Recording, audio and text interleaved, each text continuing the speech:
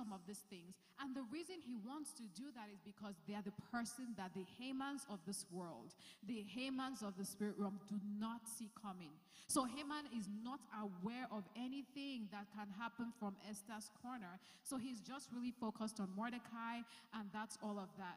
So many women find themselves in this situation where it's like, well, maybe I'm not really the focus. Maybe I'm not the, person, who matters because, what's my own? I just do a nice little job. I just, take the kids to school. I just, my own is just to cook and all of that. But I tell you right now that your role in what God is doing is way more than that. It's way more than just, cooking here or doing this nice little job in your office. It's so much more because God is raising the unseen warriors who are the women because Haman does not see her coming. So I want us to have that in our minds today, as we leave here when we're done with this session. That's not what it is. That's not what it is. There's a bigger issue going on here, and you have a very, very perfect position in it because Haman does not see you coming. Now, I want to point out something else. You see, the thing is, if you go to the beginning of the book of Esther, it opens with Vashti's story, right? So we all know Vashti, right?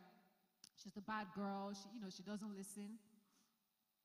They told her to do something, and she didn't do it, and she got booted out. But you see, the thing is that many times we've looked at Vashti's story from one angle, one perspective, but as I worked on this, I saw something else.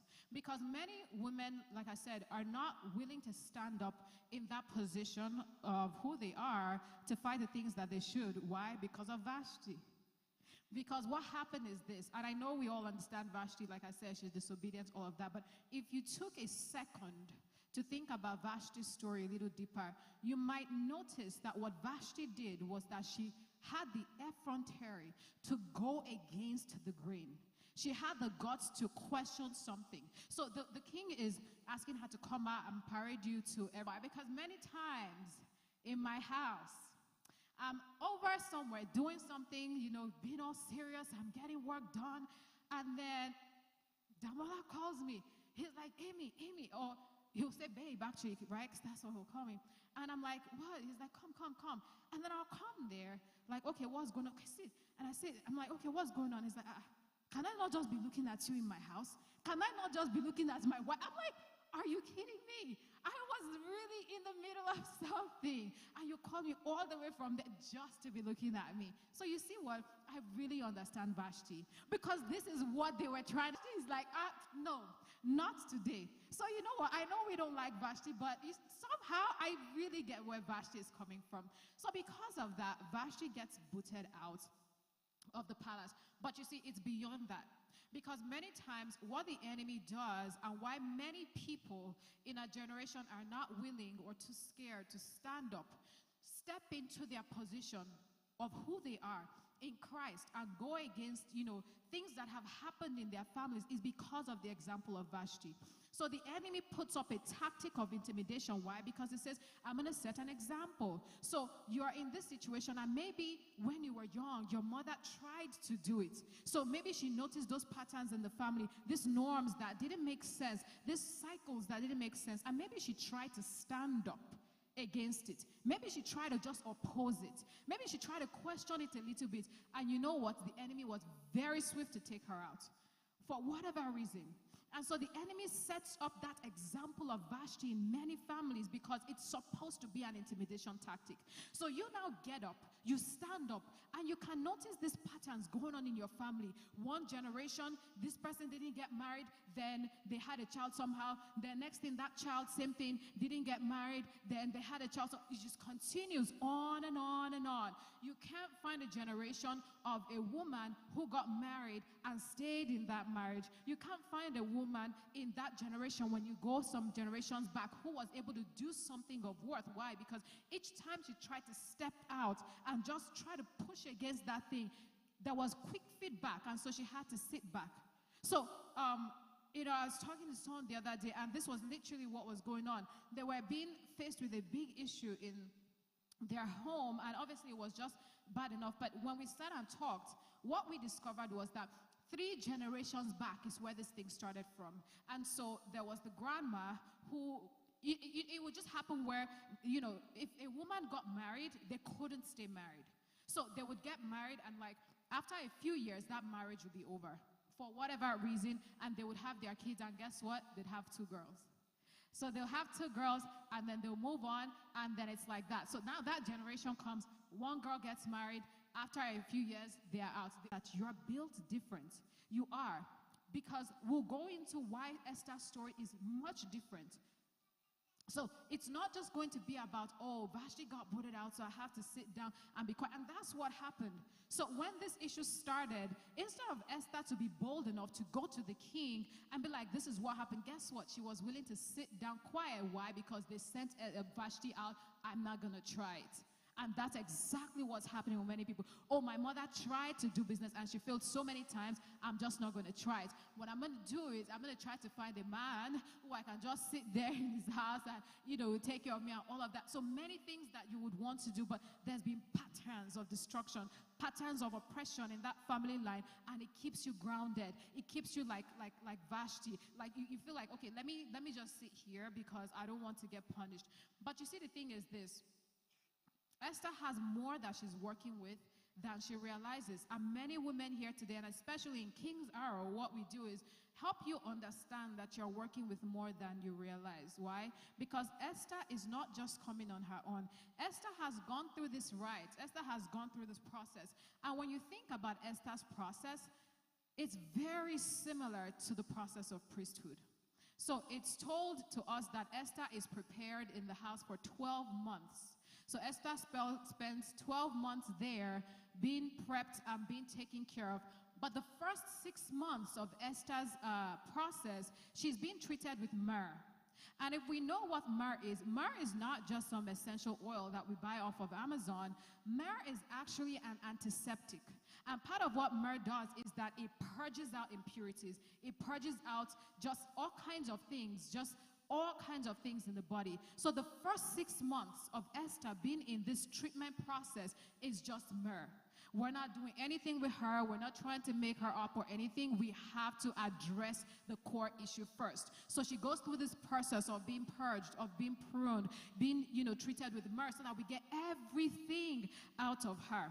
And after that, only then does she begin to be treated with these perfumes and beautiful, fragrances and odors. So she shows herself to the king, not just as someone who's nice smelling, but someone who has been treated, someone who has been purged, somebody who is pure. So Esther shows up here, and what I want you to take note of is the fact that this is the similitude of priesthood, that every person who is going to rise up and stand against something in their family will go through.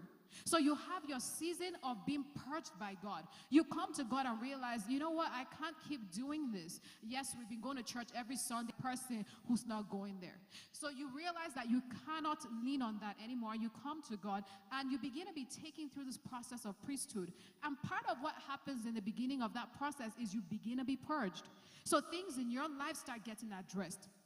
You end up being the first person that this thing has to be broken off of before you can even go back into your family and do anything there. So he starts to work on you, starts to work on your heart, starts to work on everything that you've built up.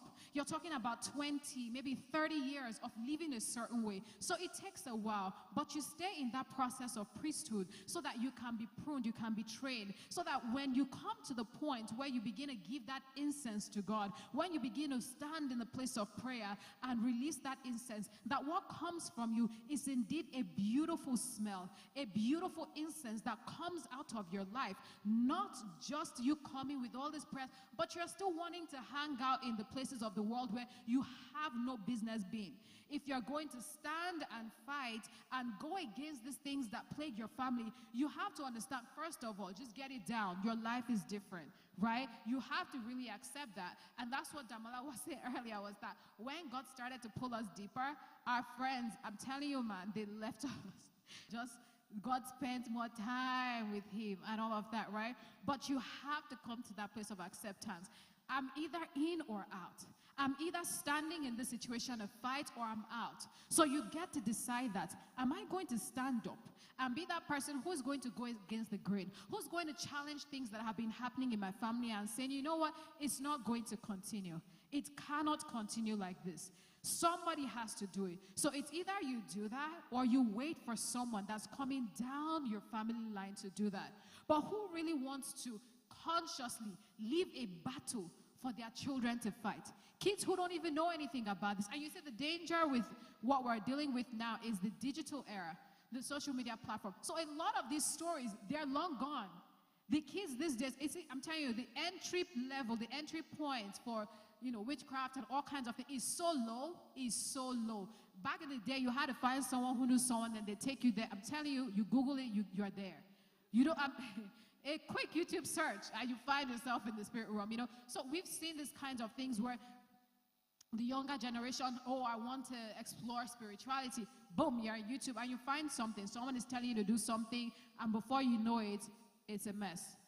This is exactly why this generation must stand and occupy that place of priesthood, just like Esther, and realize, no, something has to be done differently. Something has to change. You are not the person in your family who created this issue, but guess what? You can be the person who brings it to an end. You can be that person who stands and say, no more. It's done. It's done.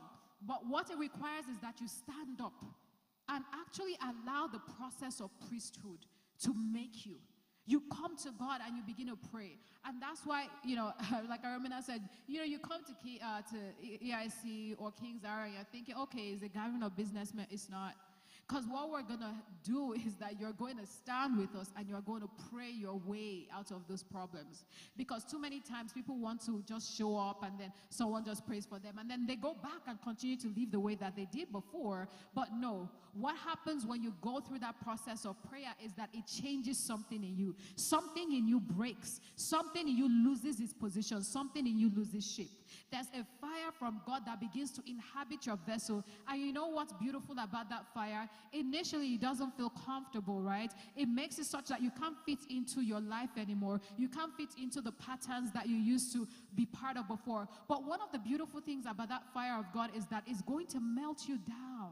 It's going to melt you down so that it can reform you. Why? Because your current form has these cavities, these corners, these crevices, where these little evils, these little patterns can find an anchor point. They can hook into you and continue their operation from there. But when you give yourself to that process of priesthood and that fire of God begins to work with us, where these things could latch, those corners where these things could hide and not be seen, they don't exist anymore. Because the Maker himself has made a new person out of you, melts you down, pours you into a different mold. So there's no anchor points anymore. There are no hooks anymore. And then you can stand up and fight that thing that started in your family, that it's not from you. We see that with Mordecai. It did not start with Mordecai. It did not start with Esther. But guess what? They ended it. They ended it. So they stood up. And I think, I just love the fact that this time is Mordecai and Esther. So we really say, okay, we're looking at the story of Esther, but make no mistakes. It was a two-man job. It was Mordecai out in the field and Esther in the house. So she's in there. She's working things inside. Mordecai is outside keeping an eye on things until this thing is finished. I marvel when I think